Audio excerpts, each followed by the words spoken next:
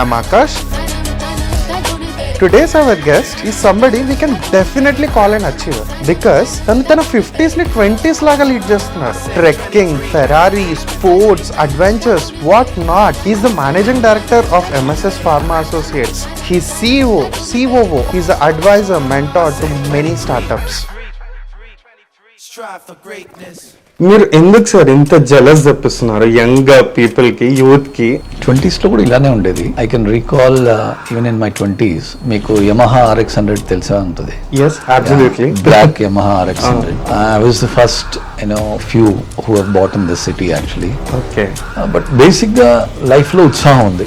So అదే నన్ను నడిపించింది అనుకుంటున్నాను. When did you start and how did you start and what did you learn in your life altogether in your past 30-40 years? So first 5 years of learning అనుకునేవాడిని. ఆ first 5 years తర్వాత మనకంటే ఏదో ఒక పొజిషన్ ఉండాలి, టీం చేసేవాళ్ళు. నేను కొత్తగా నేర్చుకుంటూ అంచెలంచెలుగా ఎదిగేవాళ్ళు. మీరు డాక్టర్ రెడ్డిస్ లో మీరు ఏదైతే మీ పొజిషన్ ఉండేదో, like when you have shifted companies, what kind of changes did you observe? నాకు తెలియని విషయాలు చాలా నేర్చుకోవాలి ఫస్ట్. ఈ లెవెల్లో ఉన్న వాళ్ళకి అంతా బాగానే ఉంటుంది, గ్రౌండ్ లెవెల్లో ఉన్న వాళ్ళని ఎవరు పట్టించుకోరు, అసలు ఎవరు చెయ్యరు అని ఒక కైండ్ ఆఫ్ యాటిట్యూడ్ ఉంటుంది. కింద నుంచి పైకి వచ్చాను కాబట్టి నాకు కూడా అందరి డిపార్ట్మెంట్స్లో ఎలాంటి ఇష్యూస్ ఉంటాయి అవి కూడా బాగా తెలిసాయి. How important is that and what are the kind of standards that you have followed and people need to follow? ఒకటి, ఏం చేసినా మనం ఒక రిటర్న్ ప్రొసీజర్, ఏం చేసామనేది మనం డాక్యుమెంట్ చేయడము. Whoever are watching this podcast, if they are startup enthusiasts, what kind of message would you like to give to them? మీ మనసుకు నచ్చింది చేయని అందరూ చెప్తారు. మొన్న ఒక Jeff Tell me about your Ferrari story, sir. Driving అంటే ఇష్టం ఫస్ట్. Okay. నాకు ఆ స్పీడ్, ఆ స్కిల్ చాలా ఇష్టం అది. సో అట్లా చేస్తూ ఉండగా అనిపించింది. మీరు ఎలా చూసారు work life balance? Hate that word, work life balance. And what about your trekking journey, sir? Last year EBCS and Everest Base Camp. Okay. That's my first ever trek. Okay. At the age of 56, 5,400 or whatever meters. అక్కడ హ్యాపీగా push-ups కూడా చేశాను. నాకేం అనిపించలేదు.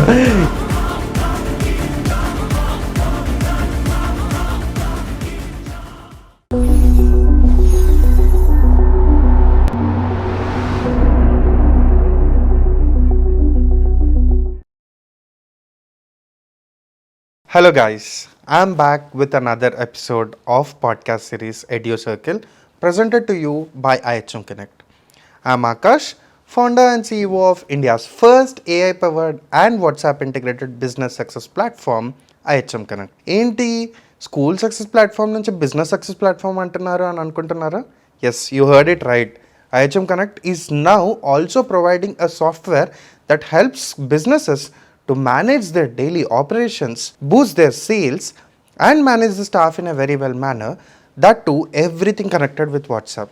So మీరు ఎలాంటి మెసేజ్నైనా మీ కస్టమర్స్కి డైరెక్ట్గా మీ బ్రాండింగ్తో వాట్సాప్లో షేర్ చేయొచ్చు. And if you think that it's too much, then you have many other things that you can explore from IHM Connect to run your business smoothly.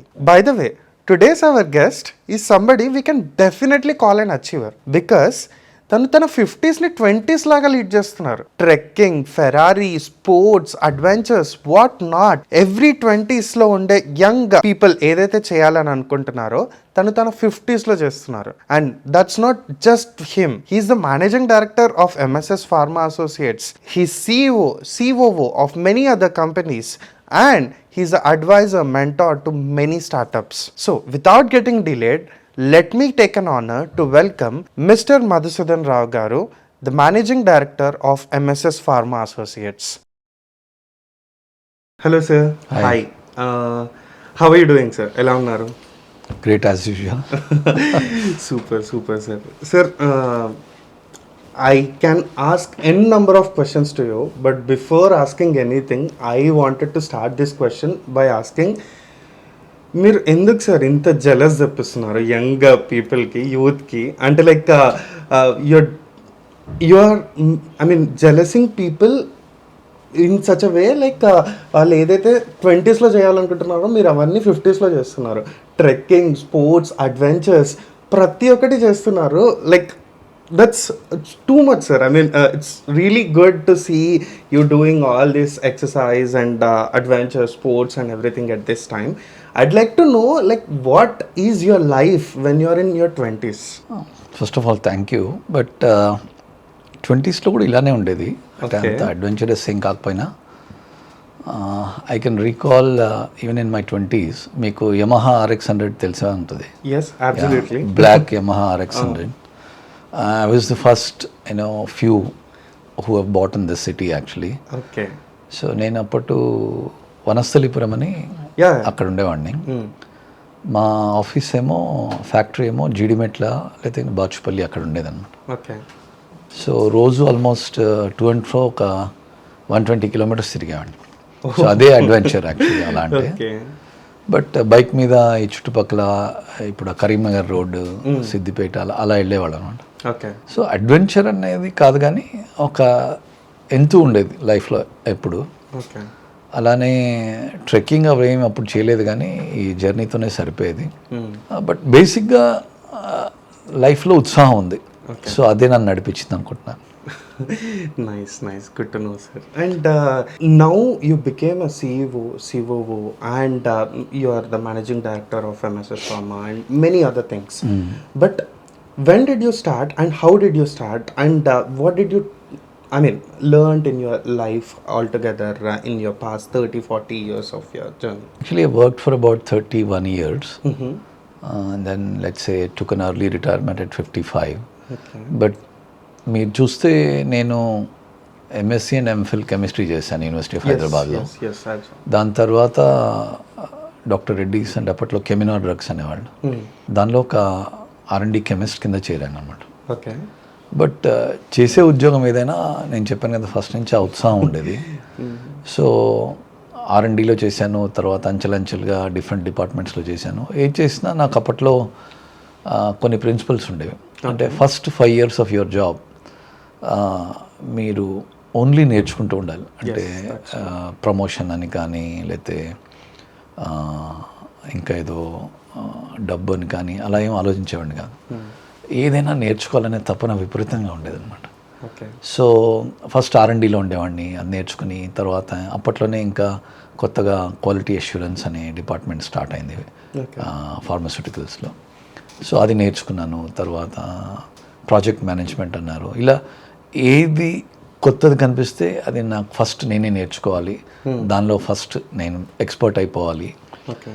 అని చేసేవాడిని. ఈ టైంలో అంటే టీమ్ కూడా బాగా బిల్డ్ చేశాను అనమాట. సో ఆ టీం బిల్డ్ చేయడం వల్ల ఆ రొటీన్ పనులన్నీ వాళ్ళు టీం చేసేవాళ్ళు. నేను కొత్తగా నేర్చుకుంటూ అంచెలంచెలుగా ఎదిగేవాడిని. Okay. So first 5 years of learning అనుకునేవాడిని. ఆ ఫస్ట్ 5 years తర్వాత మనకంటే ఏదో ఒక పొజిషన్ ఉండాలి, మేనేజర్ అనో ఇంకోటి అదనో, అది కూడా ఒక తపన ఉండాలన్నమాట. సో నెక్స్ట్ 5 years ఆ పొజిషన్స్ మీద ఫోకస్ చేశాను. Okay. తర్వాత నెక్స్ట్ 5 years అంటే ఈ 10 ఏళ్ల తర్వాత డబ్బు అదంతటికదే వస్తుందని నాకు అర్థమైంది. ఎందుకంటే నేను ఇంతకుముందు కూడా ఒక ఇంటర్వ్యూలో చెప్పాను అనమాట.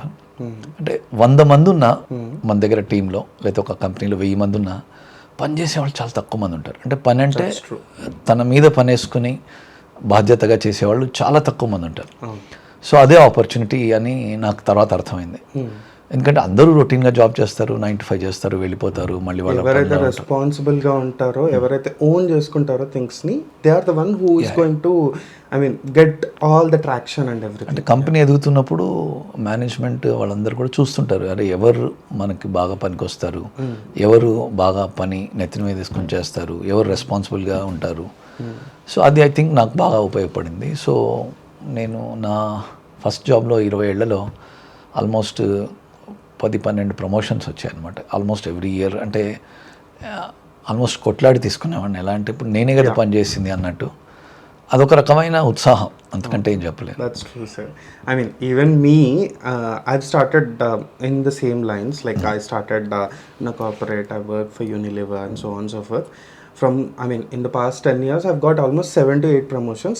Same attitude, sir.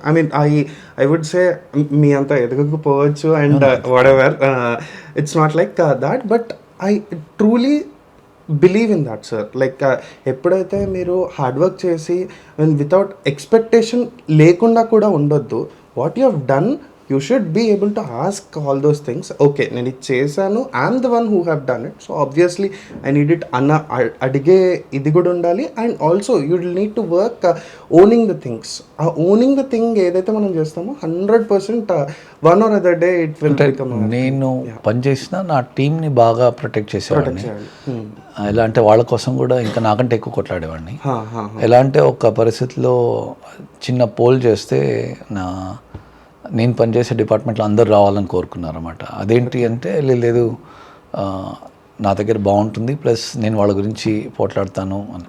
అంటే పోట్లాడడం అనేది ఒక మాట, కానీ పని చేస్తే ఒక టీం పని చేస్తే అందరూ అర్థం చేసుకుంటారు, గుర్తిస్తారని కూడా మనం అర్థం చేసుకోవాలి. అండ్ లైక్ మీరు ఏదైతే మీరు చెప్పారో సేమ్ అలాగే లైక్ ఓకే, మీరు ఈ డాక్టర్ రెడ్డిస్లో మీరు ఏదైతే మీ పొజిషన్ ఉండేదో, like when you have shifted companies and you have I mean like increased in your positions and so on so forth, what kind of changes did you observe? Like higher level management lo ipudu CEO la kuda chesaru kabatti meeru, like what is the kind of change in attitude? Because people at the lower level will always feel like okay ఈ లెవెల్లో ఉన్న వాళ్ళకి అంతా బాగానే ఉంటుంది, ground లెవెల్లో ఉన్న వాళ్ళని ఎవరు పట్టించుకోరు, అసలు ఎవరు చెయ్యరు అని ఒక కైండ్ ఆఫ్ యాటిట్యూడ్ ఉంటుంది కదా sir. Like what actually happens at that particular position? అంటే నేను డాక్టర్ రెడ్డీస్లో చేసినప్పుడు అంతా ఫంక్షనల్ పొజిషన్స్. ఓకే, ఒక ఫంక్షనల్ హెడ్గా ఉండేవాడిని, ఒక టీం ఉండేది,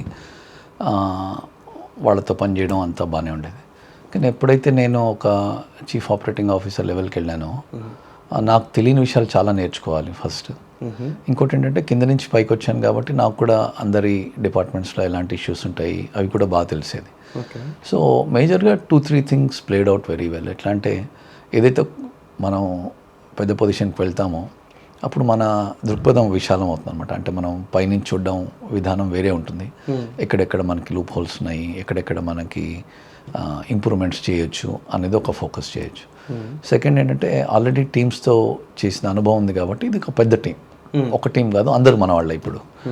సో అందరు టీమ్స్తో పని చేయించడం ఏంటి, వాళ్ళకి క్లారిటీ ఇవ్వడం ఏంటి, వర్క్లో కానీ రెస్పాన్సిబిలిటీస్లో కానీ లేకపోతే ప్లానింగ్లో కానీ గోల్ సెట్టింగ్లో కానీ ఇవన్నీ కూడా బాగా చేయగలిగాం.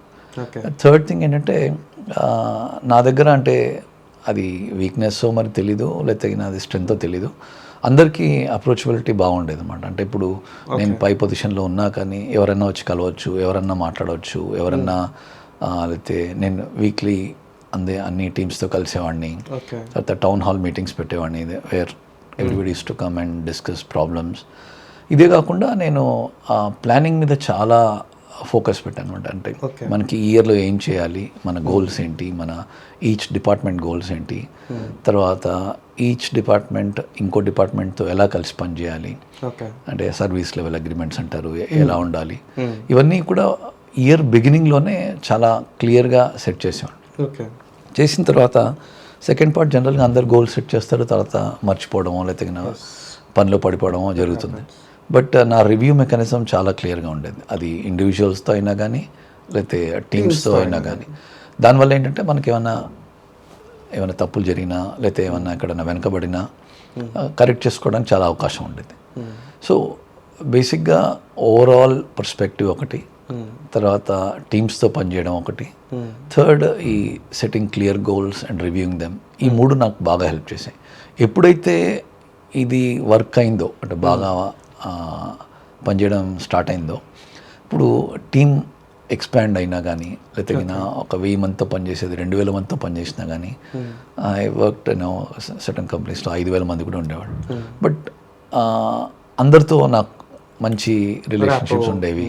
తర్వాత కమ్యూనికేషన్ బాగా ఉండేది. నేను అంటే ఎలా అంటే మనం ఒక CEO డెస్క్లో కూర్చొని కూడా అందరితో మనం ఎలా కమ్యూనికేట్ చేయాలనేది న్యూస్ లెటర్స్ ద్వారా, ఈమెయిల్స్ ద్వారా, టౌన్ హాల్స్ ద్వారా ఏదో ఒక విధంగా అందరినీ కలిసేవాడిని. సో ఆ విధంగా నాకు మంచి ర్యాపో ఏర్పడడంతో I was able to perform very well. So ఇప్పుడు ఈ స్పెసిఫిక్ థింగ్ మీరు ఏదైతే COO ఆపరేషనల్ స్టఫ్ని మేనేజ్ చేశారో, I can clearly see like pharma is very good at doing this operational stuff. Like compared to any other industries that I've seen, pharma is a kind of an industry where operations is done at its core, and like every single డీటెయిల్ని కూడా miss చేయకుండా ప్రతి ఒక్క లీడ్ని ప్రాపర్గా track చేయడం, ఇదంతా చాలా బాగా జరిగేది అని నేను అనుకుంటున్నాను.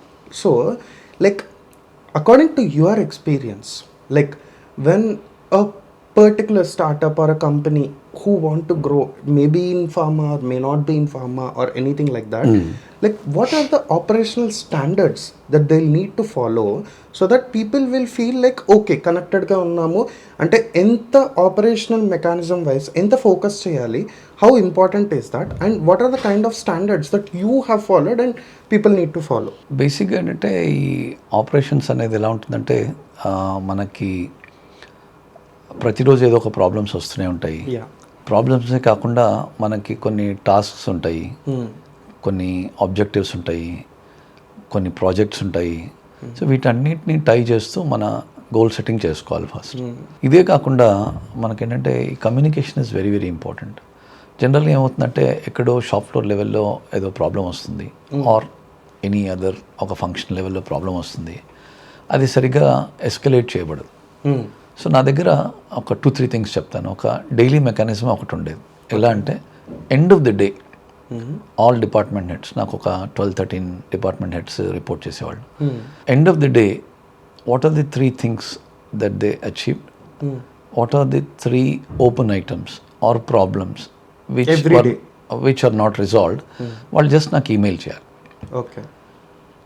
జనరల్గా ఏమవుతుందంటే ఒక డిపార్ట్మెంట్ వాళ్ళు నాకు ఇది ప్రాబ్లం సాల్వ్ అయిపోయింది అని చెప్తారు, అదే రిలేటెడ్ వాడు నాకు ఇంకా ఇది ఓపెన్ ఉంది అని చెప్తాడు. సో ఇవన్నీ చేయడం వల్ల ఫస్ట్ నాకు ఒక పర్స్పెక్టివ్ వస్తుంది.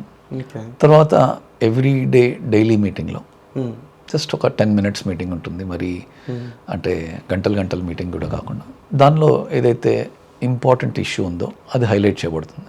సో దట్ వాళ్ళకి తెలుసు somebody is watching from the top. Okay.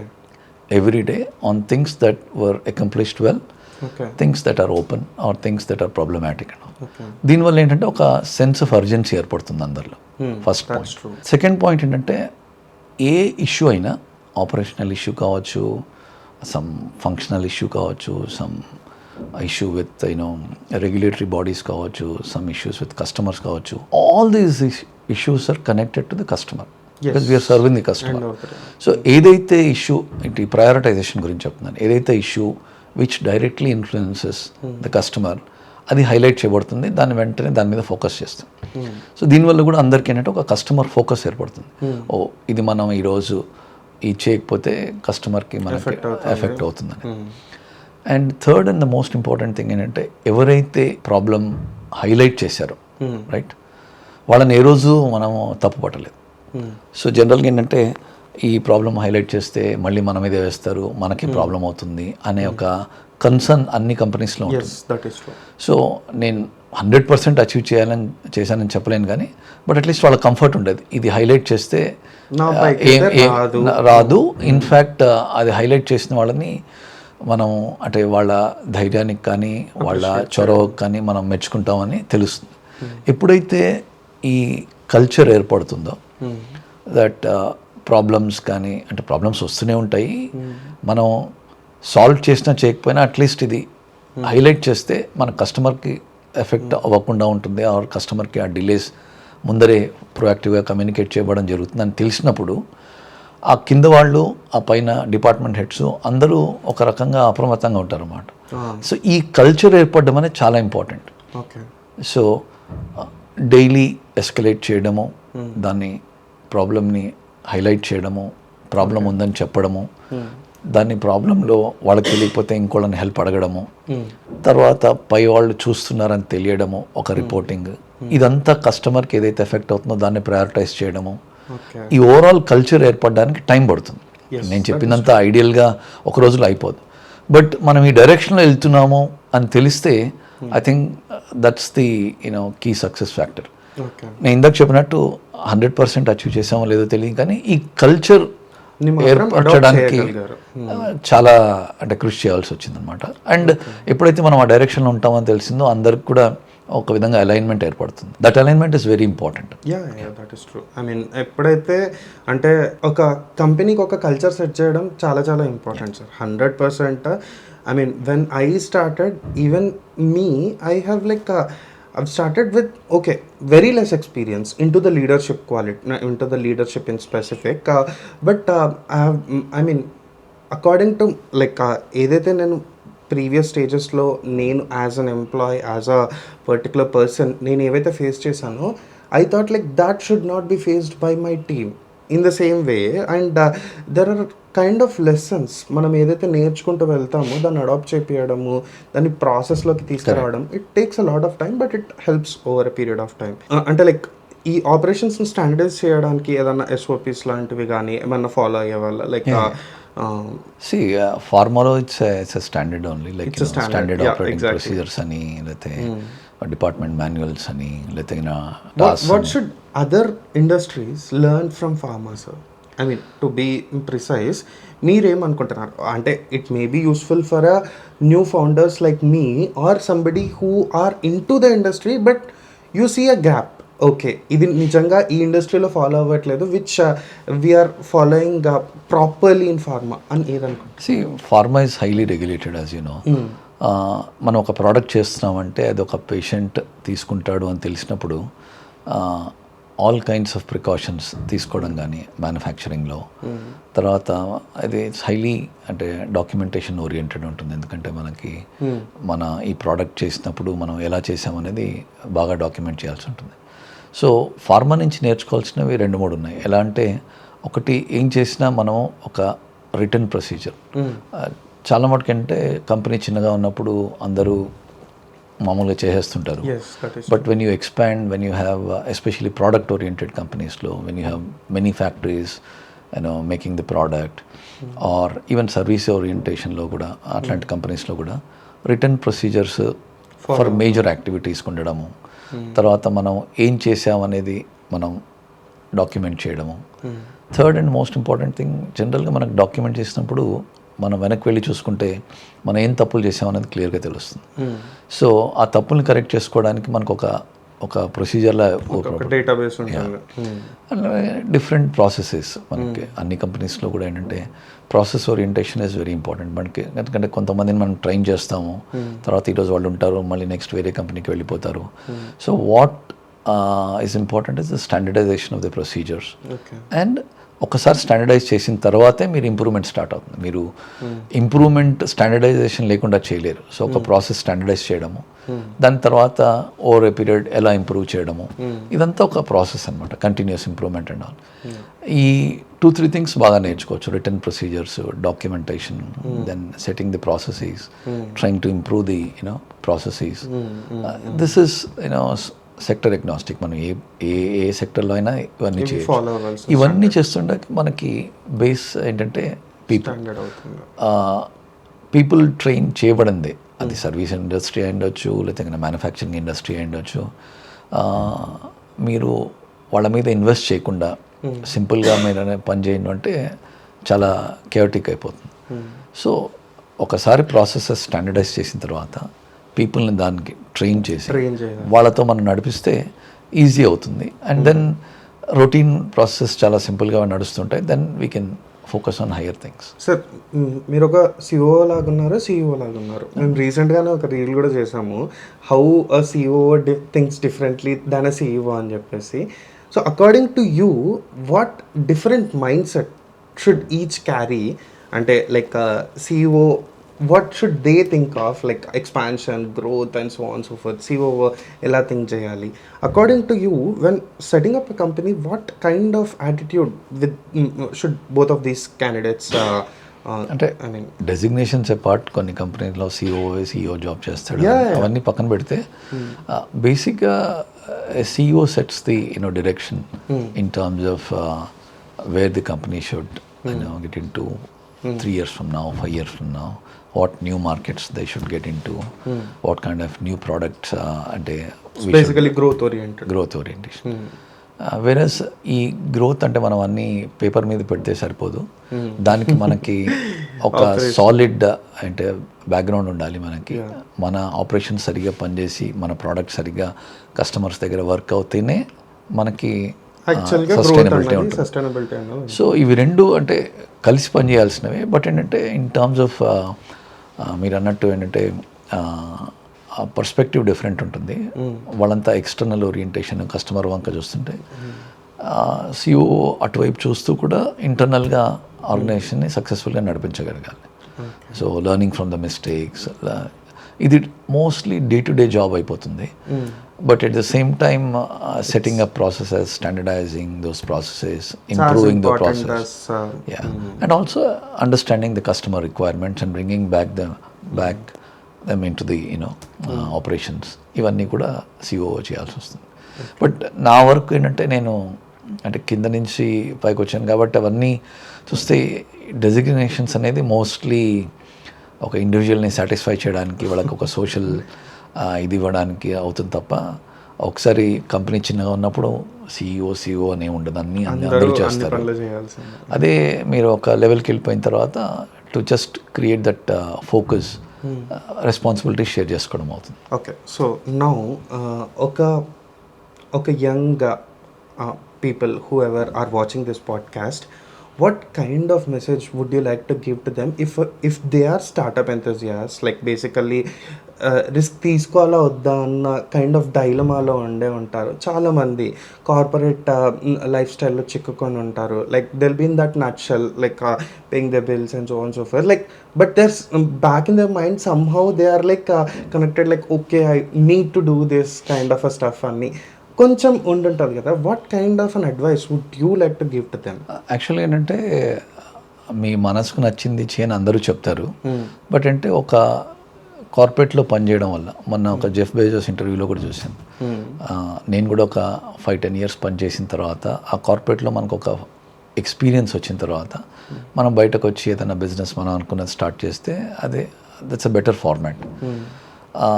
మనకు ఒక కార్పొరేట్లో ఉండడం వల్ల ఏం తెలుస్తుందంటే మనకి వేరియస్ ఫంక్షన్స్ ఏముంటాయి, కస్టమర్ బిహేవియర్ ఎలా ఉంటుంది, అండ్ మనకి ఆపరేషన్స్ ఎలా ఉంటాయి, ఎంత క్యాపిటల్ అవుతుంది, ఇవన్నీ కూడా ఒక మంచి ఎక్స్పీరియన్స్ వస్తుంది. దాని తర్వాత మీకు మనసుకు నచ్చిన ఏదైనా ప్రోడక్ట్ ఓరియంటేషన్ కంపెనీ కానీ ఆర్ సర్వీస్ ఓరియంటేషన్ కంపెనీలు కానీ దానిలో చేరవచ్చు. బట్ చాలా మటు అందరూ ఏమంటారంటే, నా వరకు చెప్పుకుంటే నాకు కూడా చాలా డిలమా ఉండేది. అండ్ దెన్ నేను కూడా బయటకు వచ్చేదన్నా పెడదాం అనుకుంటేది. బట్ ఎలా ఉంటుందంటే ఆ డెసిషన్ మీరే తీసుకోవాలి, ఎవరు మనకి సలహా ఇస్తే కుదరదు. అది నా విషయంలో నేను తీసుకోలేకపోయాను. అండ్ దెన్ 31 years పనిచేసిన తర్వాత నాకు కూడా అనిపించింది ఓకే ఇంకా నేను కూడా బయటకు వచ్చి చేయొచ్చు అనేది. బట్ నేను ఒక డిఫరెంట్ వేలో చేస్తున్నాను. ఏంటంటే నేనే ఓన్ కంపెనీ పెట్టే వాళ్ళు నేను డిఫరెంట్ స్టార్టప్స్లో ఇన్వెస్ట్ చేసి వాళ్ళకి మెంటర్గా ఉంటున్నాను. అది ఒక విధంగా అదొక సాటిస్ఫాక్షన్ అనమాట. సో బట్ మీరు అన్నారు కదా, ఎవరన్నా ఈ పాడ్కాస్ట్ చూస్తున్న వాళ్ళకి సలహా ఇవ్వాలంటే, మీకు నెససరీ ఎక్స్పీరియన్స్ ఉందా ఆ ప్రోడక్ట్లో కానీ ఆ సర్వీస్లో కానీ, మినిమం అదొకటి చూసుకోండి. మినిమం అంటే అట్లీస్ట్ మనకి దూకినప్పుడు కొద్ది విషయాలన్నా తెలియాలి, because it's a very competitive world. Second, మనకి ఎంత క్యాపిటల్ అవసరం ఉందో ఒక జనరల్ ఐడియా ఉండాలి. అంటే మరీ గుడ్డిగా దూకేయడం కూడా కాకుండా, ఓకే మనకి ఈ క్యాపిటల్తో మనం దిగితే ఒక 2-3 years మనం సర్వైవ్ కాగలిగితే మనం ఇది అవ్వచ్చు అని. థర్డ్ థింగ్, మనం కస్టమర్ బిహేవియర్, అంటే ఇప్పుడు మీరు ఒక ప్రోడక్ట్ చేస్తున్నారంటే అది ఎంతవరకు కస్టమర్కి ఇది ఒక న్యూ ప్రోడక్టా, ఇంతవరకు మార్కెట్లో లేనిదా, లేతే ఆల్రెడీ ఉన్న ప్రోడక్ట్కి ఇది ఏమన్నా ఇంప్రూవ్మెంటా, ఇది ఒకసారి మనం ఒకటి చూసుకుంటే బేసిక్గా ఏంటంటే ఒక్కసారి ఇవన్నీ అవగాహన వచ్చిన తర్వాత ఇంకెక్కువ ఆలోచించకుండా దూకడమే బెటర్ అని చెప్తాను. ఎందుకంటే కార్పొరేట్ జాబ్ కానీ ఆర్ ఎనీ జాబ్ జనరల్గా అందరూ ఒప్పుకోరు, కానీ ఎనీ జాబ్ ఇస్ రొటీన్. మీరు ఒక సిఇఓ రోల్లోకి వెళ్ళిపోయినా, ఒక ఏ రోల్లో, ఒక ఫంక్షనల్ హెడ్ రోల్లోకి వెళ్ళిపోయినా, మీ కింద ఒక 100 మంది ఉంటారు, 200 మంది ఉంటారు కంపెనీ బట్టి. వాళ్ళు రొటీన్గా జాబ్ చేస్తుంటారు, మీరు రొటీన్గా చేస్తుంటారు. జనరల్గా అందరికీ ఎక్కడ బోర్ కొడుతుందంటే, అరే మనం రోజు చేస్తున్నాం ఇదే కదా, దీనిలో ఏముంది కదా. కంపెనీలో కూడా రోజు అవకాశాలు ఇవ్వడానికి వాళ్ళ దగ్గర కూడా ఏముండదు. సో వాళ్ళు కొత్త మార్కెట్స్లో వెళ్ళడం కానీ, కొత్త ప్రోడక్ట్ రేంజ్లోకి వెళ్ళడం కానీ, కొత్త సర్వీసెస్ ఆఫర్ చేయడం, అప్పుడు ఎవరైనా బాగా పనిచేస్తుంటే వాళ్ళని మనం ప్రమోషన్ ఇచ్చి పైకి తీసుకెళ్ళి అలా చేస్తుంటారు. బట్ ఓవర్ ఎ పీరియడ్ కొద్దిగా రొటీన్ అయిపోతుంది.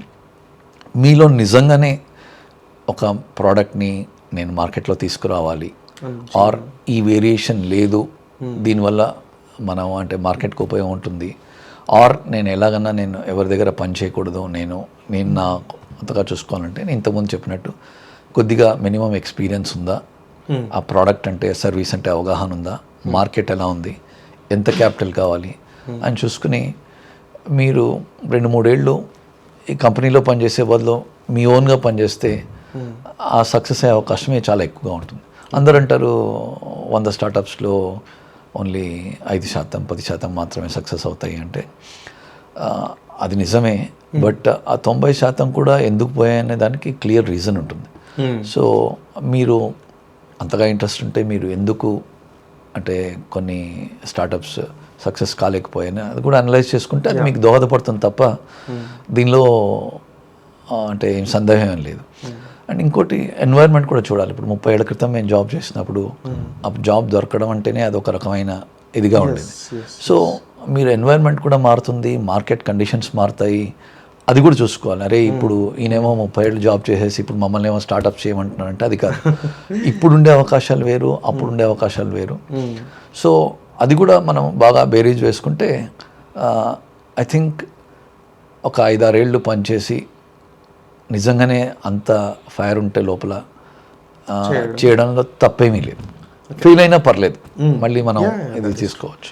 అండ్ మీరు అన్నదానికే సార్, ఇప్పుడు మీరు అన్నట్టు 30 years బ్యాక్ వేరు, ఇప్పుడు వేరు అన్నట్టు, like I mean which person can actually succeed? ఎవరైతే 30 years ముందు స్టార్ట్ చేసి అప్పుడు ఈజీగా సక్సీడ్ అవ్వడము, లేదంటే ఇప్పుడు with this environment, with AI technology and so on so forth చాలా వచ్చాయి మనకి, ఈ స్టేజ్లో ఈ జనరేషన్లో సక్సీడ్ అవ్వడం ఈజీయా, or do you think succeeding back then in 30 years was easy? అంటే తేడా ఏం లేదు. But only thing is if you look at from opportunities, అవకాశాల వైపు నుంచి చూస్తే అప్పుడు అవకాశాలు ఉన్నా మేబీ ఎక్కువ అవగాహన లేకపోవడము, అవేర్నెస్ లేకపోవడము, క్యాపిటల్ లేకపోవడము, లేకపోతే ఒక ట్రెడిషనల్ మైండ్ సెట్, అంటే మీరు ఇది డిగ్రీ చదివి లేకపోతే ఇంకోటి ఏదో ఇంజనీరింగ్ చేసి ఇలా జాబ్లోకి వెళ్ళిపోవడము అనే మైండ్ సెట్ ఉండడం ఒకటి. ఇప్పుడు మైండ్ సెట్ మారింది.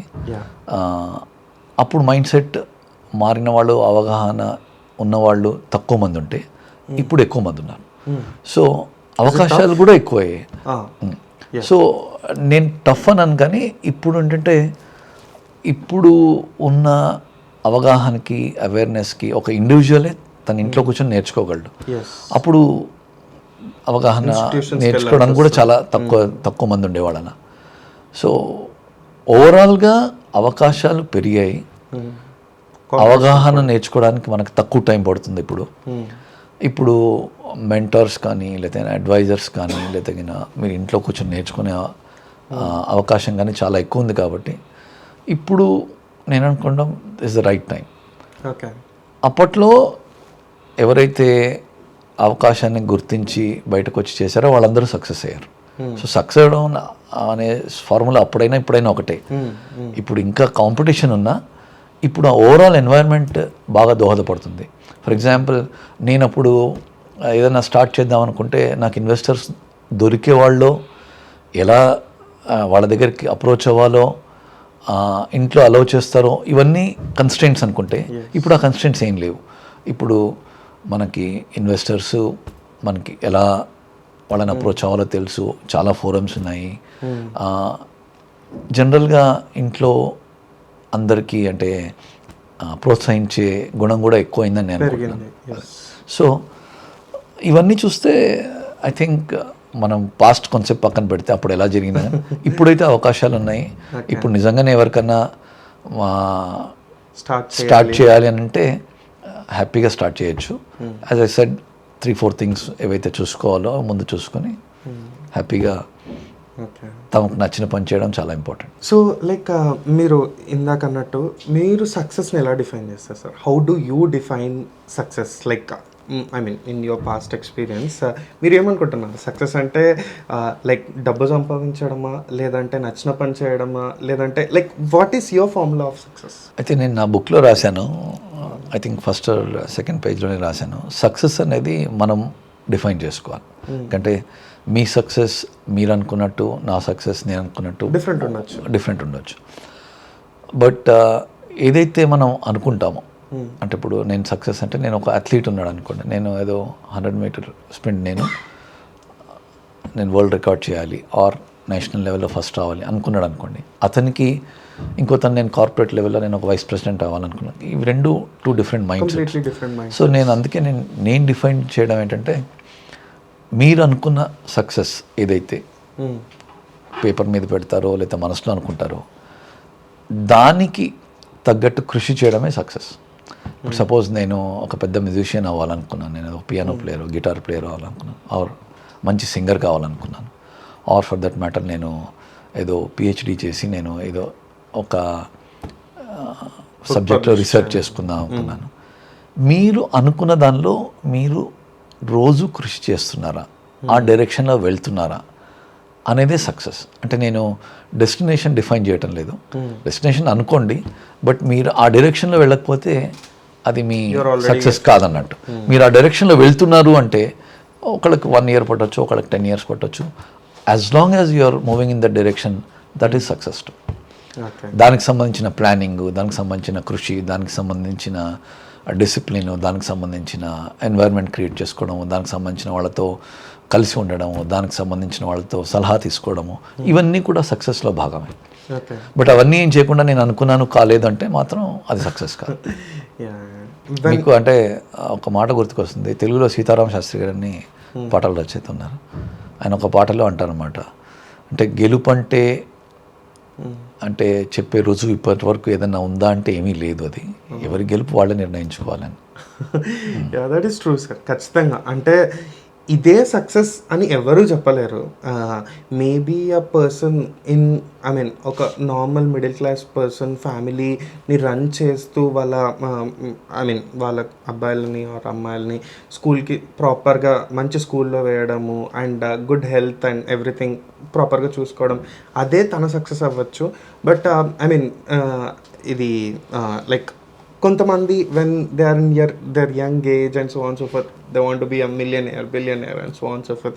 Everybody have their own way of success and I also think that it changes over a period of time. ఎప్పుడైతే మనం ఈ పర్టికులర్ స్టేజ్ని దాటామో maybe you'll redefine the success అని అనుకుంటున్నాను. I'm not sure if that is true or not, but yeah.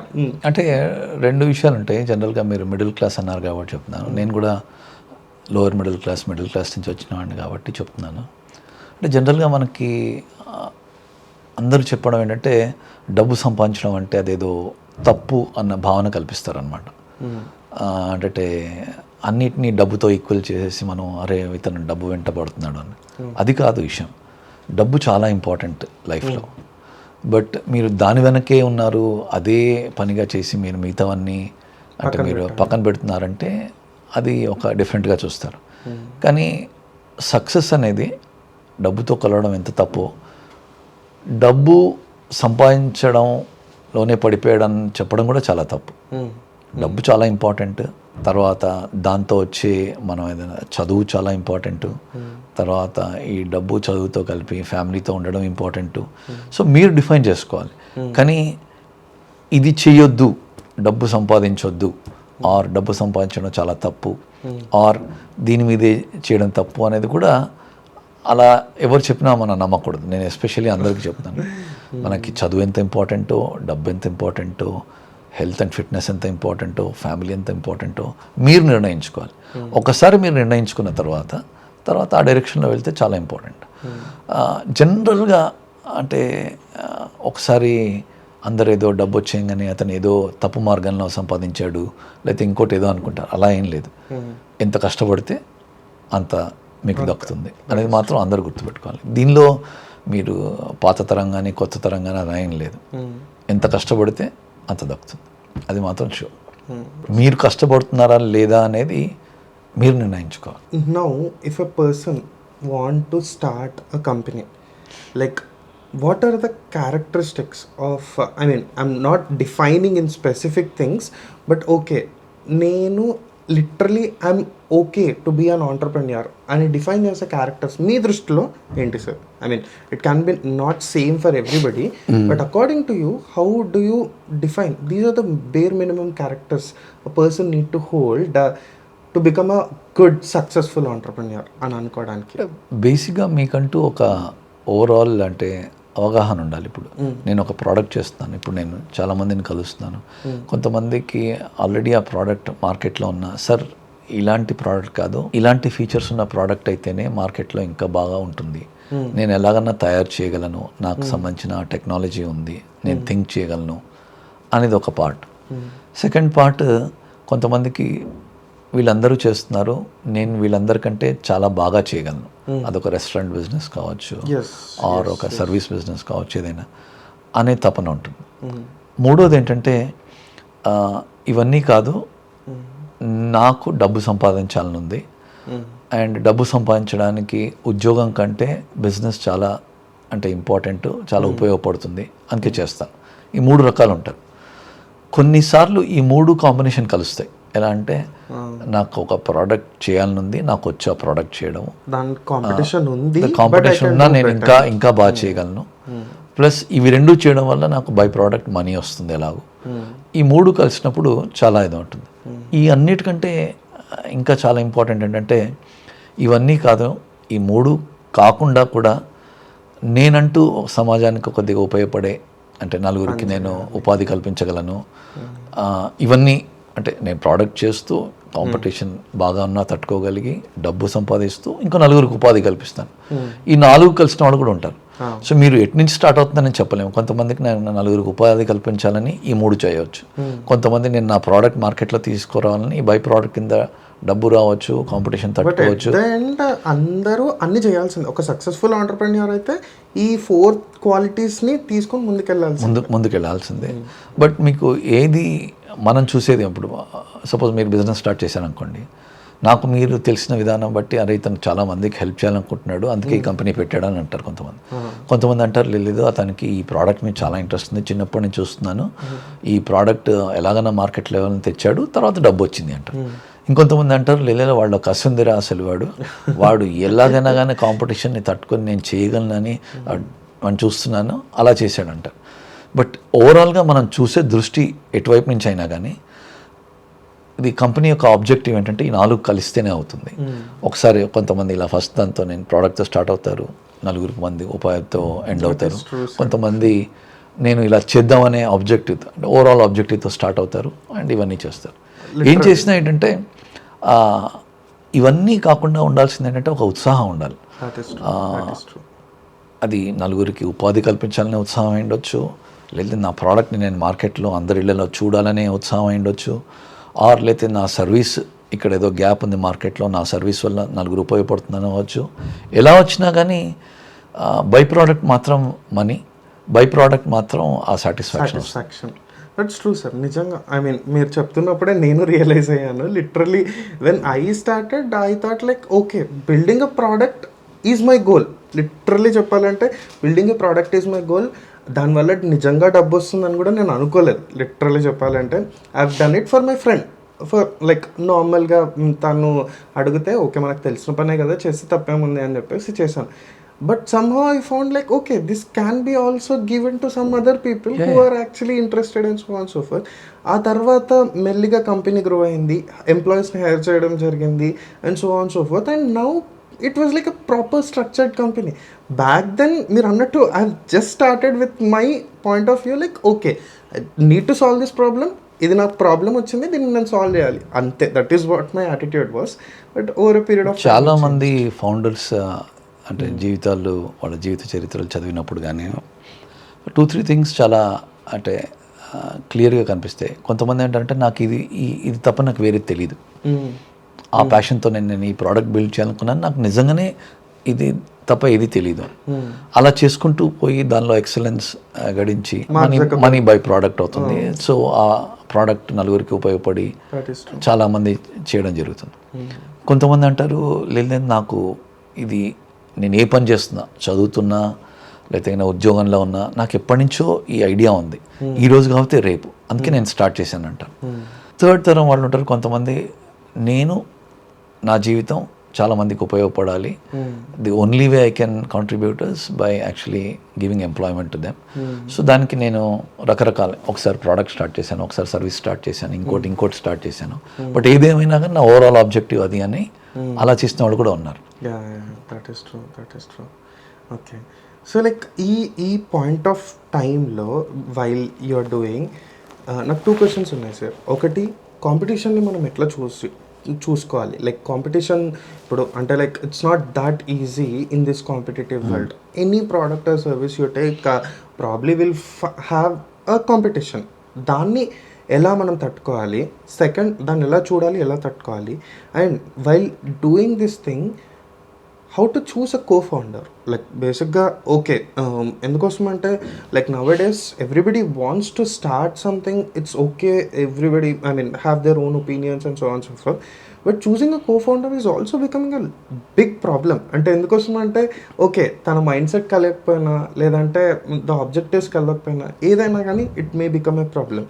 So ఈ 2 క్వశ్చన్స్కి how do you want to answer sir? బేసిక్గా ఇప్పుడు కోఫౌండర్ది ఫస్ట్ మాట్లాడదాము. ఫస్ట్ ఆఫ్ ఆల్ మీకు కోఫౌండర్ ఎందుకు, అది క్వశ్చన్ ఉండాలి. ఎందుకంటే ఇప్పుడు నిజంగానే మీరు అంటే క్యాపిటల్ కోసం కోఫౌండర్ని తీసుకుంటున్నారా, లేతే మీ అంటే ఏవైతే క్వాలిటీస్ కాంప్లిమెంట్ కావడం కోసం ఇంకోళ్ళని తీసుకుంటున్నారా, లేతే కన్నా మీకు ఆల్రెడీ అతను తెలిసిన వ్యక్తి కాబట్టి ఇద్దరు కలిసి మనం జర్నీ చేద్దాం అనుకుంటున్నారా, అది క్లారిటీ ఉండాలి.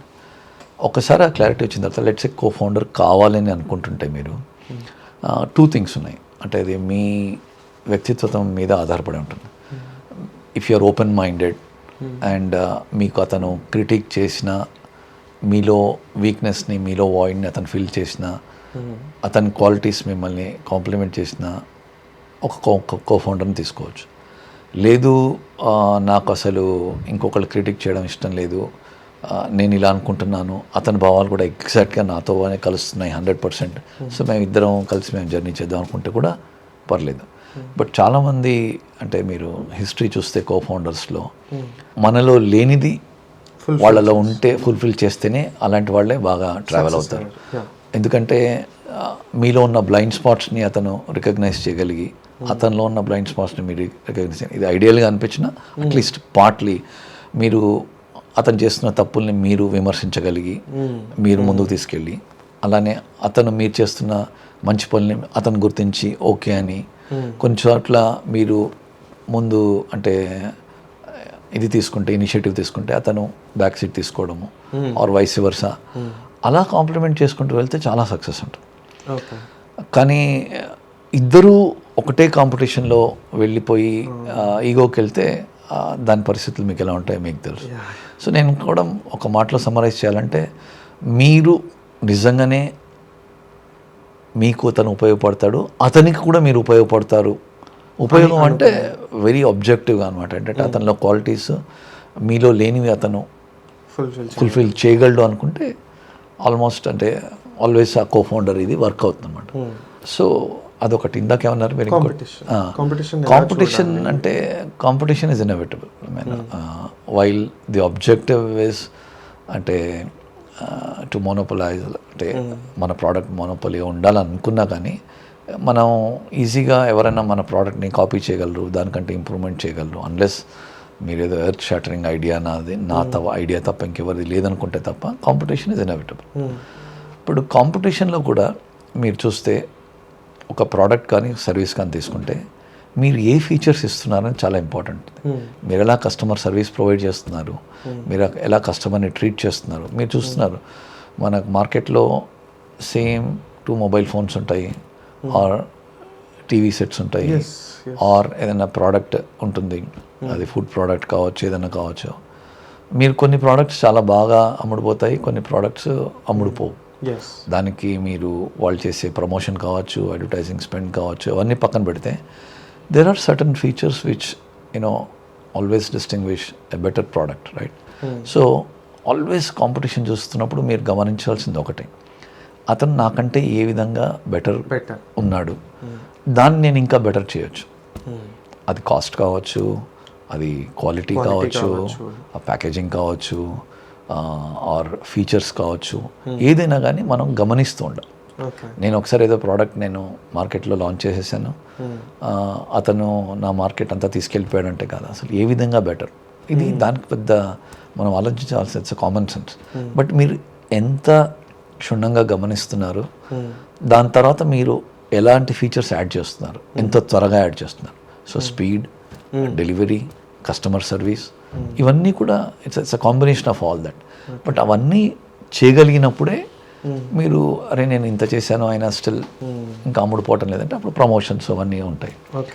బట్ ఎప్పుడైతే మీరు జాగ్రత్తగా అబ్జర్వ్ చేస్తున్నారో, గమనిస్తున్నారో, వాళ్ళ ఫీచర్స్ని మనం ఇంకా బెటర్ చేసుకుంటూ వెళ్తే ఆటోమేటిక్గా సక్సెస్ వస్తుంది. ఇది చెప్పినంత ఈజీ కాదు, బట్ ఏంటంటే మీరు రోజువారీ గమనిస్తున్నారా, దానికి సంబంధించిన ఇంప్రూవ్మెంట్స్ మీ ప్రోడక్ట్లో తెస్తున్నారా. కొన్ని చోట్ల ఏంటంటే కొంతమంది వెరైటీ ఆఫ్ ప్రోడక్ట్స్ లాంచ్ చేస్తారు, కొన్ని కంపెనీస్ ఒక ప్రోడక్ట్ దగ్గరే ఆగిపోతాయి. So when the customer has a choice to choose between 7, so అటువైపు వెళ్తారు. సో ఇవన్నీ ప్రోడక్ట్ వెరైటీస్ కానీ, ప్రోడక్ట్ లాంచెస్ కానీ, the way you launch them, the way you provide service, all that matters. But ఎప్పుడైతే మీరు competition inevitable, కాంపిటీషన్ని observe చేస్తూ మనం ఎలా ఇంప్రూవ్మెంట్ చేస్తా అంటారో ఆటోమేటిక్గా మన ప్రోడక్ట్ కూడా అమ్ముడుపోతుంది. ఇప్పుడు ఎందుకు నేను చాలా చోట్ల చూస్తున్నాను, same type of gym equipment పెడతారు. ఇక్కడ జిమ్ ఉంటుంది, ఇక్కడ జిమ్ ఉంటుంది. ఒక జిమ్ కళకళలాడుతుంటుంది, ఒక జిమ్కి ఎవరు వెళ్ళారు. అంటే ఏంటి, అక్కడ ఉండే కోచెస్, అక్కడ ఉండే అంటే ఎన్వైర్న్మెంట్, అక్కడ ఉండే క్లెన్లీనెస్, అక్కడ ఉండే అంటే the way they treat the customer, అక్కడ ఉండే స్కీమ్స్, అక్కడ మనకి ఇచ్చే ఫ్రీ టైము, ఇలాంటివన్నిటి బట్టి కూడా మారుతుంటుంది. మరి ఎక్విప్మెంట్ సేమ్ ఉన్నాయంటే ఇక్కడ సేమ్ ఎక్విప్మెంట్, అక్కడ సేమ్ ఎక్విప్మెంట్, మరి ఎందుకు మారుతుంది? సో ఇప్పుడు నేను గమనించింది ఏంటంటే కాంపిటీషన్ ఉన్నా కానీ ఎవరైతే మనం అన్ని విషయాలు గమనించి ఒక రకమైన ప్యాకేజ్తో వస్తారో వాళ్ళకి సక్సెస్ ఉంటుంది. సో కాంపిటీషన్కి భయపడకూడదు, ఓన్లీ గమనించడం, ఇంప్రూవ్మెంట్ చేసుకుంటూ వెళ్ళడం, ఇదే solution. Okay, nice. And how important is risk taking ability for a founder or a guy in startup? Risk taking ఎంత చేయగలగాలి అంటే like it may be measured in money, like sometimes probably you'll need to spend some amount of money for doing your branding and so on and so forth. Sometimes it is time and risk you can take it in different ways. Like ఎంత ability of risk taking capability ఉండాలి when you wanted to succeed in your thing? యాక్చువల్గా నేను risk గురించి మాట్లాడితే చాలా హాస్యాస్పదంగా ఉంటుంది, ఎందుకంటే నేను రిస్క్ తీసుకోకుండా 30 ఏళ్ళు నేను జాబ్ చేశాను. బట్ జనరల్గా చెప్పాల్సి వస్తే అంటే risk and rewards are directly proportional. మీరు ఎంత రిస్క్ తీసుకుంటే అంత రివార్డ్స్ వస్తాయి. But at the same time risk taking అనేది అదేదో జస్ట్ మూర్ఖంగా చేయడం కాదు. Risk taking is a very very step by step process.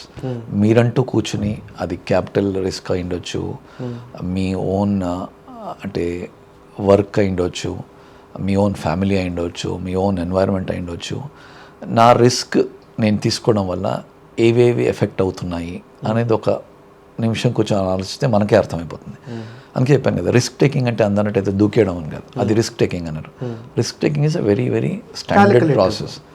And ఆ క్యాలిక్యులేషన్లో కూడా మీరు డివైడ్ చేసుకొని మన రిస్క్ దేనికి ఎఫెక్ట్ వస్తుంది. సపోజ్ నా దగ్గర some X amount of money ఉంది, I can actually lose half of it without affecting my family, without affecting my overall environment, or without affecting my current lifestyle అనుకున్నారనుకోండి, అప్పుడు మీకు answer ఈజీగా దొరుకుతుంది. Are నాకున్నదే ఇంత, ఇప్పుడు నేను దీనిలో పెట్టేస్తే రేపొద్దున నేను రోడ్డున పడతాను అంటే అప్పుడు తీసుకునే రిస్క్ వేరు. సో రిస్క్ టేకింగ్లో ఇంపార్టెంట్ ఏంటంటే ఇవన్నీ బేరీ చేయడమే కాకుండా మీరు రిస్క్ తీసుకోబోయే ఐదర్ ఆ ప్రోడక్ట్ కానీ, ఆ బిజినెస్ కానీ, ఆ సర్వీస్ కానీ ఏంటి అనేది ఆలోచిస్తే ఒక్కొక్కసారి దాని మీద ఉండే కాన్ఫిడెన్స్ మనకి రిస్క్ని తగ్గిస్తుంది. ఇలాంటి ప్రోడక్ట్ మార్కెట్లో లేనే లేదు, ఇలాంటి ప్రోడక్ట్ అందరూ కోరుకుంటున్నారు, ఈ ప్రోడక్ట్ నేను 3 monthsలో మార్కెట్లో తేగలను, తెస్తే నా రెవెన్యూ స్టార్ట్ అవుతుంది అనుకున్నప్పుడు ఈ రిస్క్ టేకింగ్ ఎబిలిటీ పెరుగుతుంది. సో క్యాలిక్యులేషన్స్ చేసుకోవాలి before taking a risk is what you ఇది అంత కామన్ సెన్స్, దీనికి ఏమీ ఒక స్టాండర్డ్ టెంప్లెట్ అంటే ఏం లేదు. మీరు తీసుకునే రిస్క్ మీకు ఒక్కరికే తెలుసు, దానివల్ల ఎఫెక్ట్ అయ్యేది కూడా మీకే తెలుసు. ఎఫెక్ట్ అయ్యేది మరి పర్సంటేజ్ చూసుకొని మీరు ఓకే దూకొచ్చు అనుకుంటే అది ఓకేయచ్చు. ఓకే. బట్ జనరల్గా నేను చదివిన నా అనుభవంలో నాకు తెలిసింది ఏంటంటే చాలా మటుకు, అంటే ఇదేం స్టాండర్డ్ ఇది కాదు, 90% రిస్క్ తీసుకున్న వాళ్ళు, బిజినెస్లో పైకి వచ్చిన వాళ్ళు ఎక్కువ ఆలోచించలేదు. వాళ్ళకి తాము చేసే పని మీద ఎక్కువ కాన్ఫిడెన్స్ ఉంటుంది. అంటే ఆ పని ప్రోడక్ట్ అవ్వచ్చు, సర్వీస్ అవ్వచ్చు, మార్కెట్లో ఏదైనా గ్యాప్ ఉండొచ్చు, దాన్ని ఫుల్ఫిల్ చేస్తున్నామనే కాన్ఫిడెన్స్ వాళ్ళని నడిపిస్తుంది. సో లైక్ మీరు చాలా ఇన్వెస్ట్మెంట్స్ చేస్తుంటారు and you have seen many investors and so on so forth. Specifically in your case, like మీరు ఇన్వెస్ట్ చేసేటప్పుడు how do you choose, I mean will you either choose a product or will you bet on a person?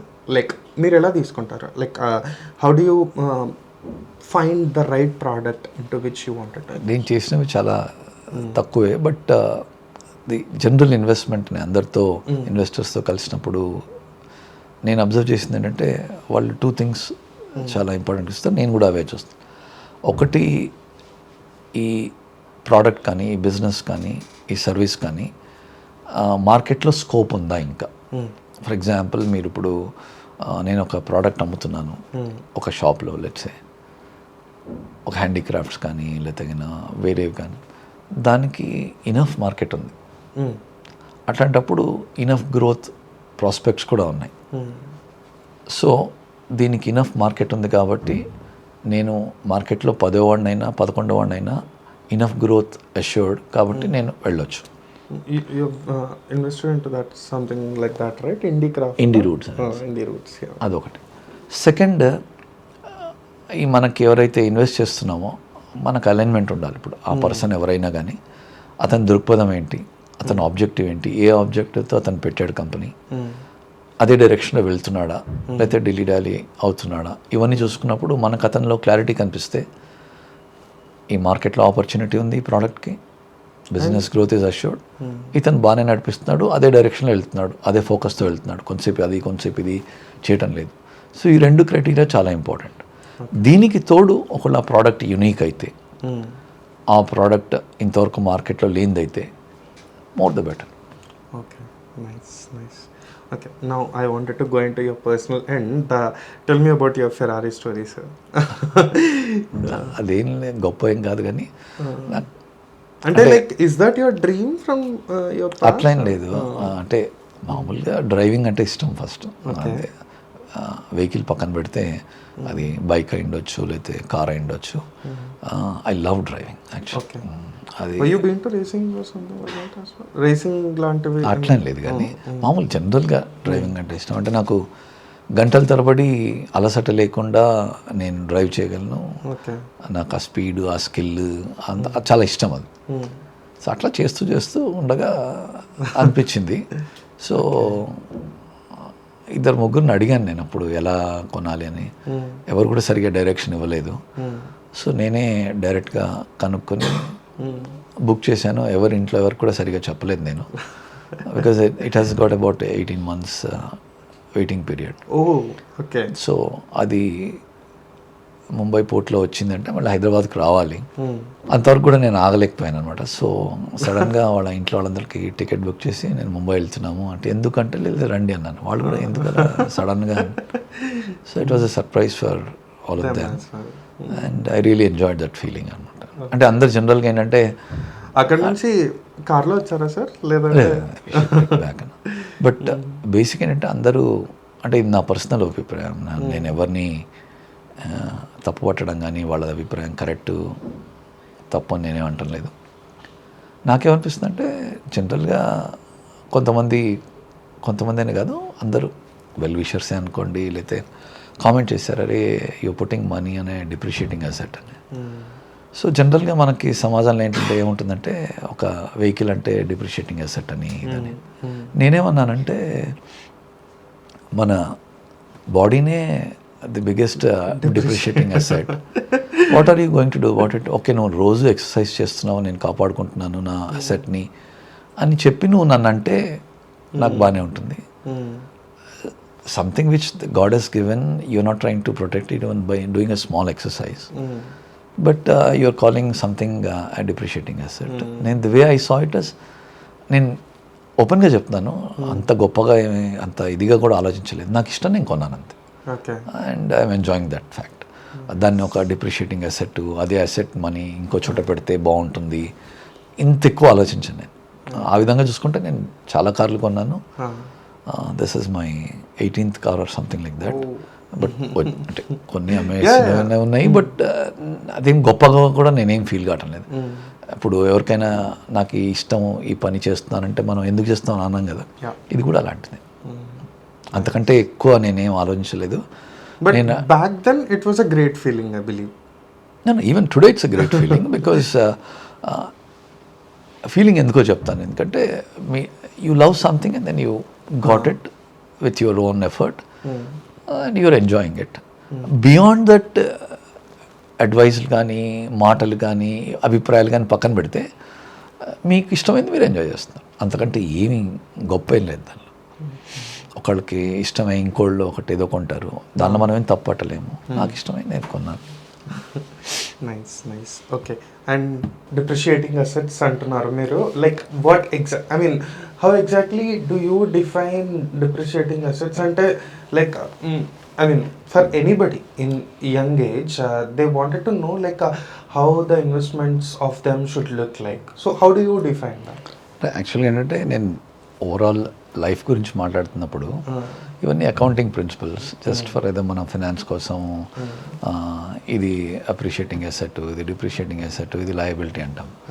But మీరు చూసుకుంటే మనకున్న own బాడీనే ఒక పెద్ద asset అనుకున్నప్పుడు దాన్ని ఇష్టం వచ్చినట్టు తిని తాగి, లేకపోతే మనం అంటే అంత జంక్ ఫుడ్ తింటూ ఒక ఎక్సర్సైజ్ చేయకుండా దాన్ని నెగ్లెక్ట్ చేస్తూ ఏదో ఒక చిన్న కార్ కొనుక్కుంటేనో చిన్న బైక్ కొనుక్కుంటేనో అదేదో డిప్రిషియేటింగ్ అసెట్, అది అకౌంటింగ్ లాంగ్వేజ్ అది. అంతేగాని లైఫ్ లాంగ్వేజ్లో చూసుకుంటే మీరేం చేస్తున్నారు దానికి. సో నేను కూడా ఫస్ట్లో ఎక్సర్సైజ్ చేసేవాడిని కాదు, బట్ లాస్ట్ 5 yearsగా ఒక్క రోజు కూడా మానలేదు నేను. సో ఎప్పుడైతే నాకు నా బాడీని నేను అంటే టర్నింగ్ పాయింట్ కాదు, అంతకుముందు కూడా జనరల్గా చేసేవాడిని, బట్ రెగ్యులర్గా కాదు. అందరూ వాకింగ్ చేయని చెప్పేవాళ్ళు అనమాట. నేను అందరికీ చెప్తున్నాను, walking is not exercise, walking is for thinking. అంటే మీకు ఏదైనా మనసు బాగాలేనప్పుడు, లేకపోతే ఏదో హ్యాపీగా ఉండాలి ఇట్లా అన్నప్పుడు అలా వెళ్ళండి అంతే తప్ప జస్ట్ వాకింగ్ చేసేసి నేను ఎక్సర్సైజ్ చేస్తానంటే నేనే నిదర్శనం దానికి. 10 ఏళ్ళు వాకింగ్ చేస్తాను, దానిలో ఏమీ ఉపయోగం ఏమి ఉండదు. సో ఎప్పుడైతే నేను నా కొత్త అపార్ట్మెంట్కి మారానో అక్కడ ఒక జిమ్ ఉండాలన్నమాట. సో అది ఎప్పుడైతే నేను ఉపయోగించడం మొదలుపెట్టానో నాలో కూడా మంచి ఉత్సాహం వచ్చి లాస్ట్ 5 yearsలో నాకు కూడా ఒక మంచి కోచ్ ఉన్నాడు. సో 5 ఏళ్లలో ఏ రోజు మానలేదు. సో నేను అప్పుడు అనుకున్నాను అనమాట, ఇది ఇప్పుడు వచ్చిన కాన్సెప్ట్ కాదు. నేను ఇంతకుముందు నాకు ఇష్టం వచ్చినట్టు నేను నా బైకులు కొనుక్కున్నాను, కార్లు కొనుక్కున్నాను, అవన్నీ పక్కన పెడితే ఆలోచిస్తే అనిపించింది ఏంటంటే మనకున్న అసెట్ని మనం గౌరవించకుండా దాన్ని బాగా అంటే ఇష్టం వచ్చినట్టు వాడేస్తూ ఏదో ఒక కారు కొనుక్కుంటే అదేదో అకౌంటింగ్ లాంగ్వేజ్ ఉపయోగించి అది డిప్రిషియేటింగ్ అసెట్, అది తప్పు. లైఫ్లో నువ్వు అది చేయాలి, ఇది చేయాలి. సో నేను ఎప్పుడైతే ఎక్సర్సైజ్ బాగా అంటే రొటీన్గా చేస్తూ ఏ రోజు మిస్ కాలేదో నాకు ఇంకా కాన్ఫిడెన్స్ పెరిగింది. నేను ఇంకోటి కొనుక్కుంటే అది ఎంజాయ్ చేయడానికి కొనుక్కుంటున్నావు, ఆ విధంగా అంటున్నాను. సో ఓవరాల్గా మీకు చెప్పేది ఏంటంటే ఈ అకౌంటింగ్ లాంగ్వేజ్ని లైఫ్లో పట్టుకురావద్దండి, మీరు అనుకున్నట్టు చేయండి అంతే. Nice. Okay, I mean in your life ఎప్పుడన్నా మీకు అనిపించిందా, అరే I mean it's completely gone అన్న పొజిషన్ నుంచి మళ్ళీ you pushed yourself very hard and got back in to the thing? Like is there any point in your time అంత అలాంటివి అనిపించిన సందర్భాలు లేవు. కానీ నేను ఫస్ట్లో యాక్చువల్గా అంటే నేను పిహెచ్డీ చేద్దాం అనుకున్నాను, యూఎస్కి అప్లై చేశాను. అప్పుడు ఏదో వచ్చింది కానీ అంటే దాన్ని ఏమంటారు అసిస్టెంట్షిప్ రాలేదు గల్ఫ్ వార్ టైంలో. సో అప్పుడు అనిపించింది అరే వెళ్ళలేకపోయామనిపించింది. కానీ తర్వాత ఎప్పుడైతే నేను ఒకసారి జాబ్లో జాయిన్ అవుదామని నిర్ణయించుకున్నాను, నో లుకింగ్ బ్యాక్. అంటే కష్టపడ్డమే అలవాటైంది అండ్ అది ఎంజాయ్ చేశాను కూడా నేను. ఓకే. ఇంకోటి ఏంటంటే అంటే చాలామందికి ఉండిండొచ్చు, అరే మనం ఇంకా అయిపోయింది మన పరిస్థితి, మనం నేను చేసింది జాబ్ కాబట్టి అట్లా ఏమనిపించలేదు నాకు. Okay. Okay. And how different is it sir? Like మీరు జాబ్ చేసిన దానికి like in the recent times you been in two different startups and so on so forth కాబట్టి how different is it? Like there it's all a constructive mechanism wherein everything is subjected to principles and so on so forth. But whereas here everything is something like దాన్ని ఏమంటారు, like you try and see what works and what not కదా. Like in this mechanism and in these particular principles, like what do you think startup, I mean where do you see a failures happen in a startup or a founders? యాక్చువల్గా పెద్ద కంపెనీలోనూ జాబ్లో కూడా చాలా failures ఉంటాయి, చాలా mistakes ఉంటాయి, చాలా errors ఉంటాయి. బట్ ఓవరాల్ ఎన్వైరన్మెంట్లో మనం కవర్ చేసుకుంటూ వెళ్తుంటాం. ఇక్కడ కూడా స్టార్టప్స్లో నా వరకు నేను అబ్జర్వ్ చేసింది ఏంటంటే, వాళ్ళు అనుకున్న ప్రోడక్ట్ కానీ సర్వీస్ కానీ మార్కెట్లో తీసుకురావడానికి చాలా కష్టపడుతున్నప్పుడు చిన్న చిన్న మిస్టేక్స్, అది ప్రాసెస్ పరంగా అయిండొచ్చు, అలా తగిన కొన్ని ఇగ్నోరెన్స్ అయిండొచ్చు, కొన్ని ఏమో హడావిడిగా ఏదో చేయబోయి తప్పులు జరిగిండొచ్చు. అవన్నీ నేను ఈజీగా అంటే గమనించగలుగుతున్నాను. అండ్ వాళ్ళకి నా అడ్వైస్ కూడా ఉపయోగపడుతుంది. అదొకటి. అండ్ ఇంకోటి ఏంటంటే, స్మాల్ కంపెనీ కూడా మనం ఇందాక ఫస్ట్లో అనుకున్నట్టు కల్చర్ బిల్డ్ చేయాలంటే ఈ ప్రాపర్ గోల్స్ అనుకోవడము, ప్రాపర్ రివ్యూస్ చేయడము, ఎక్కడైతే మనం సేల్స్ మిస్ అవుతున్నామో, ఎక్కడైతే మనం అనుకున్నది మిస్ అవుతున్నామో, మైల్ స్టోన్ కానీ ఎందుకు మిస్ అయ్యా అని అనలైజ్ చేసి దానికి ఏమైనా చేయడము, ఇవన్నీ కామనే. సో ఆ కల్చర్ మొదట్లోనే చేసుకోవడం అనేది నేను కొద్దిగా కాంట్రిబ్యూట్ చేయగలుగుతున్నాను. జనరల్గా ఏంటంటే వాళ్ళు అంటే అందరూ నాకంటే చాలా యంగ్స్టర్స్, వాళ్ళందరూ తొందరలో ఏదైనా చేసి మనం ఇలా కాదు సార్ అలా కాదు సార్ అనుకున్నప్పుడు నా అనుభవం ఉపయోగపడుతుందని నేను అనుకుంటున్నాను. ఇప్పటివరకు అయితే ఉపయోగపడింది లాస్ట్ 1 yearలో. వాళ్ళకి ఒక ప్రాపర్ డైరెక్షన్ ఇవ్వడము, లేకపోతే ఇది ఇంకా బెటర్గా చేయొచ్చు, ఈ కేసులో మనం ఇలా చేస్తే బాగుంటుంది. I'm enjoying all thus discussions. And అంతకంటే ఏం కావాలంటే ఒక ఇన్వెస్ట్మెంట్స్ పార్ట్ పక్కన పెడితే మన అనుభవం ఇంకోళ్ళకి ఉపయోగపడుతుంది and they are able to correct it అంటే that gives me lot of satisfaction. ఖచ్చితంగా సార్. మీరు ఎలా చూసారు వర్క్ లైఫ్ బ్యాలెన్స్? యాక్చువల్గా I hate that word work life balance. జనరల్గా అందరూ ఇప్పుడే కాదు, నేను 20 ఏళ్ల క్రితం కూడా 30 ఏళ్ల క్రితం కూడా అనేవాడిని. There is no such thing like work life balance.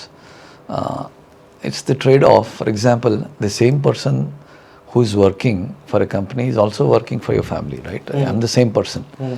So ఈ బ్యాలెన్స్ అనేది అందరూ అంటే నేను చాలా ఎక్కువ వర్క్ చేశాను, నేను ఫ్యామిలీతో గడపాలి, నేను నిజంగా చెప్తున్నాను, నాకు అట్లా ఎప్పుడు అనిపించలేదు.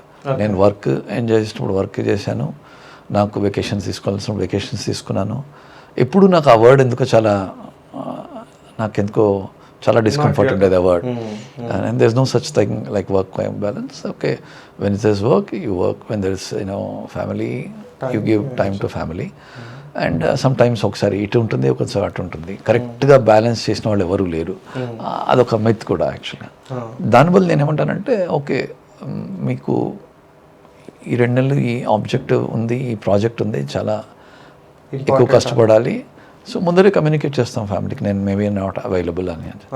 అట్ ద సేమ్ టైం నేను అందరు ఫ్యామిలీ అంటారు అంటే ఒక్క పేరెంట్ టీచర్ మీటింగ్ కూడా నేను మిస్ కాలేదు. ఆ విధంగా దానికి ఇచ్చే ఇంపార్టెన్స్ దానికి ఇచ్చాను. మా పిల్లల్ని మ్యూజిక్ క్లాస్కి వెళ్ళేవాళ్ళు, ఈ రోజు వరకు కూడా నేను ఒక్క మ్యూజిక్ క్లాస్ మిస్ కాలేదు. సో 2 అచీవ్ చేయొచ్చు. బట్ ఎప్పుడైతే మీరు దీనికి బ్యాలెన్స్ చేయాలి, దీనికి ఇవ్వకూడదు టైం, ఇలా ఆలోచిస్తే ఆలోచన విధానమే తప్పంటాను నేను. అసలు 2 చేసేది నేనే. సో ఏది ఇంపార్టెంట్సో ఏది ప్రయారిటైజ్ చేసుకోవాలో తెలిసినప్పుడు 2 చేసుకుంటూ వెళ్తాను. Okay, it's not that family comes in your way of work or work comes in your family. ఎందుకు నాకు అంటే చాలామంది నాతో అంటే ఏకీభవించలేదు, బట్ నా అభిప్రాయం మాత్రం that is true sir. Even నేను when I started it in the way like I mean before marriage I don't even used to think about that thing. And even after marriage, my life was completely like it's not like work life balance అన్న పదానికి exact meaning నేను 8 hours work చేసి దాని తర్వాత నేను చెయ్యను అన్నది కాకుండా, as you have said like okay these are my busy days, నేను దీంట్లో నేను ఖచ్చితంగా బిజీగా ఉంటాను, probably like when it's my time to invest in to the company I will. And when it's not like okay it's a chill time, నేను హ్యాపీగా enjoy చేయొచ్చు అని అనుకున్నప్పుడు I don't need to like literally think about those things is what I truly believe in. So కొన్ని విషయాలు చెప్తాను నేను ఇప్పుడు. ఎలా అంటే కొన్నిసార్లు నేను ఇనిషియల్ డేస్లో ఫ్యాక్టరీలో 3-4 months ఉండిపోవడం కూడా జరిగింది. బట్ ఒకసారి మనము టీమ్ బిల్డ్ చేసిన తర్వాత రొటీన్ థింగ్స్ అన్ని అందరూ చేస్తున్నప్పుడు we have enough time. So నా వర్క్ అయితే నేను ఏ రోజు కూడా అరే నేను ఎక్కువ వర్క్ చేసి ఫ్యామిలీకి టైం ఇవ్వలేదు, ఆర్ ఎక్కువ ఫ్యామిలీ టైం ఇచ్చేసి నేను కార్పొరేట్లో ఎదగలేదు, ఈ 2 రిగ్రెట్స్ నాకు లేవు. నా వర్క్ అది అదృష్టం అనుకోండి ఏమనుకోండి, నేనైతే ఆ మాటనే దగ్గరికి రానిలేదు. Okay. And what about your trekking journey sir? Like when did it start? అసలు మీకు ఆ ప్యాషన్ ఎక్కడి నుంచి వచ్చింది? And how many have you completed as of now? Like last year EBCS in Everest base camp. Okay. That's my first ever trek. Okay. At the age of 56. ఏం లేదు అంటే ఈ ఫిట్నెస్లో రోజు జిమ్ చేయడం అంత అలవాటైంది. ఎందుకో సడన్గా వెళ్ళాలనిపించింది. ఎవరిని అడగలేదు, నాకేమీ తెలీదు, దాని బ్యాక్గ్రౌండ్ ఏం తెలీదు. ఐ థాట్ వెళ్దాం అనుకున్నాను. ఇట్ సో హ్యాపెన్ దట్ ఆ గ్రూప్లో ఎవరైతే రావాలనుకున్నారో అందరూ డ్రాప్ అయిపోయారు. సో నేను సోలో వెళ్ళాల్సి వచ్చింది, నేను షార్ప. And I enjoyed it actually. నాకేమీ కష్టం అనిపించలేదు, ఓపెన్గా చెప్తున్నాను. హ్యాపీగా వెళ్ళాను. It's a 10-day trek, 10-12 days trek. Okay. Everest base camp వెళ్ళాను. తర్వాత I think it's 5,400 or whatever meters. అక్కడ హ్యాపీగా పుషప్స్ కూడా చేశాను, నాకేం అనిపించలేదు. తర్వాత వచ్చేసిన తర్వాత ఇయర్ అది 5,300 కాబట్టి ఇంకా నెక్స్ట్ 6,000 అలా వెళ్దాం అనుకొని జస్ట్ అప్పుడు నేపాల్లో సమ్ ఫ్లడ్స్, తర్వాత ఏదో డిస్టర్బెన్సెస్ వస్తే ఏం చేయాలని వస్తుండగా ఎవరో చెప్పారు ఇట్లా కిలిమంజారో వెళ్దాం. నాకు బిలీవ్ మీ ఏమీ తెలియదు. కిలిమంజారో అదేదో ట్రెక్ అన్నారు, వాళ్ళ అందరి టీంతో రిజిస్టర్ చేసుకున్నాను, వెళ్ళిపోయాం. అక్కడికి వెళ్ళిన తర్వాత తెలిసింది అది అంటే వన్ ఆఫ్ ది హార్షెస్ట్ యాక్చువల్గా చెప్పాలంటే. జనరల్గానే కష్టం, ఆల్మోస్ట్ 6,000 meters, 5,900 or so. వెళ్తుండగా 21st December నైట్ అనుకుంటా 10 o'clock స్టార్ట్ అయ్యాము. సో 10 o'clockకి టీమ్ లీడర్ బ్రీఫింగ్ ఇస్తున్నప్పుడు అందరూ చాలా టెన్స్గా ఉన్నారు. అందరు ఆక్సిజన్ లెవెల్స్ చెక్ చేసుకుంటున్నారు, అది అంటున్నారు. నాకేమో ఏమనిపించలేదు, వెళ్ళిపోదామని అనిపించింది. 10 o'clock స్టార్ట్ అయితే రాత్రి 1 o'clock అంత చిమ్మ చీకటి అసలు. వెళ్తుంటే అప్పుడు స్నో స్టామ్ వచ్చింది అనమాట. సడన్గా ఇలా ఏంటి మంచు ఇలా పడగానే నా కళ్ళద్దాలం ఎంత పడి కళ్ళద్దాలు కిందకి పడిపోయాయి. సో నాకు కళ్ళద్దాలు తీస్తే 1 or 2 అంటే స్టెప్స్ కంటే ఎక్కువ కనిపించదు. But I have no choice అనమాట. అతను అన్నాడు, గైడ్ ఉంటాడు మనతో, అతను అంటాడు సార్ మనం వెళ్దామంట. సో నేను repeatedly said let's hide somewhere అంటే, ఇది మౌంటైన్స్, ఇక్కడ ఏం హైడింగ్ ఏం ఉండదు, you have to move and స్లోగా అయినా కానీ మూవ్ అవుతూనే ఉండాలని. సరే కొద్దిగా భయం అనిపించింది.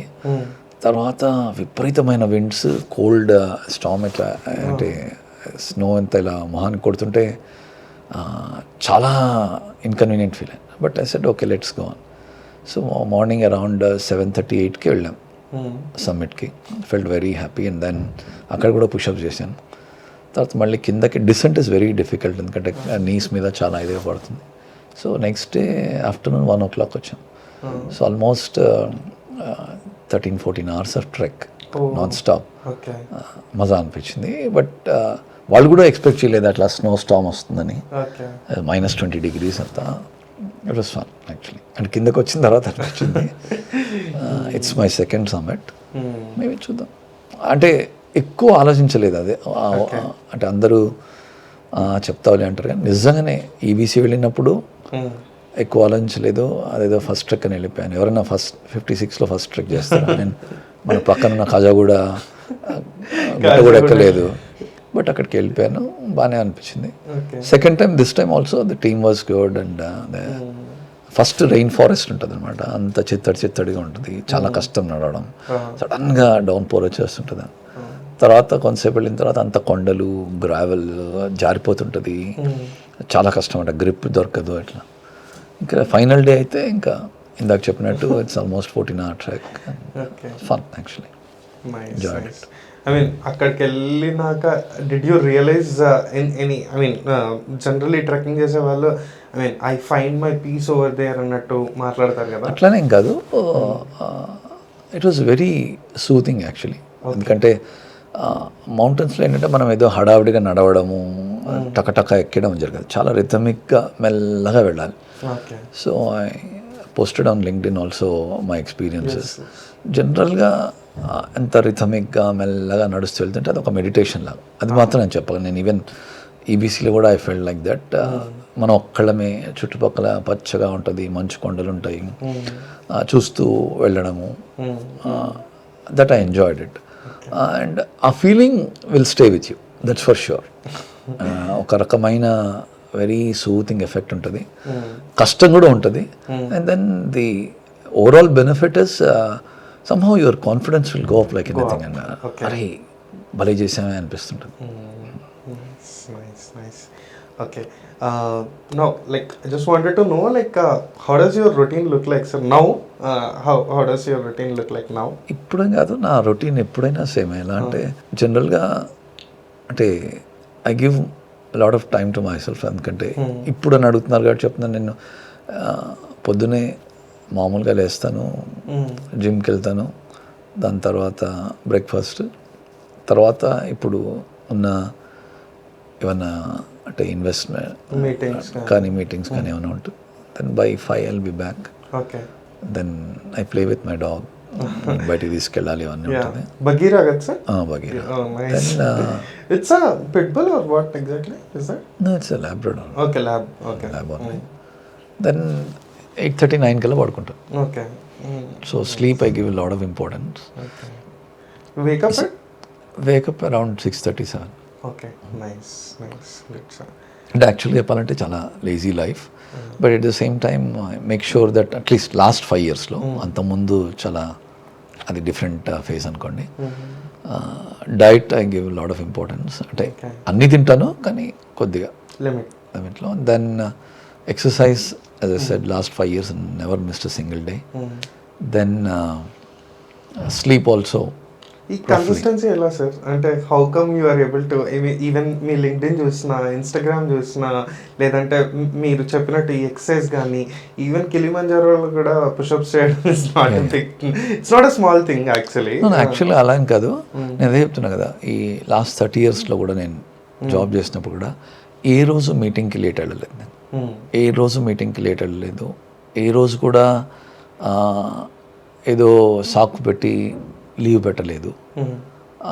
ఏ రోజు కూడా అంటే నేను వెళ్ళకూడదు అనుకోలేదు. చాలా కన్సిస్టెంట్గానే చేశాను. ఐ థింక్ సేమ్ థింగ్ అలవాడింది. ఈ exercise I enjoy lot actually. నాకు చాలా ఉత్సాహం వస్తుంది. సో అదొకటి. అండ్ లింక్డ్ఇన్లో కూడా if you see last 1 year I made it a point that I should write, and every Thursday at 8 a.m. I used to post, and every Saturday I used to post a few thoughts. So consistency lo kuda chesinappudu you call it food for a thought. Food for thought ani. So consistent oka kick istadu actually.